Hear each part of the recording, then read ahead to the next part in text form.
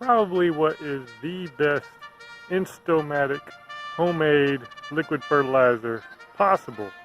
I'm going to be showing you how to make some Instamatic compost tea. And I would consider this to be aerobic compost tea, not anaerobic.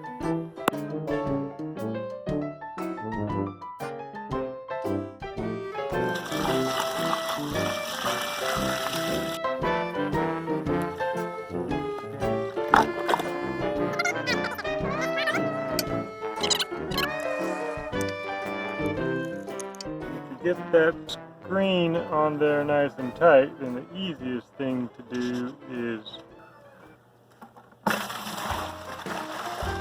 pour it in.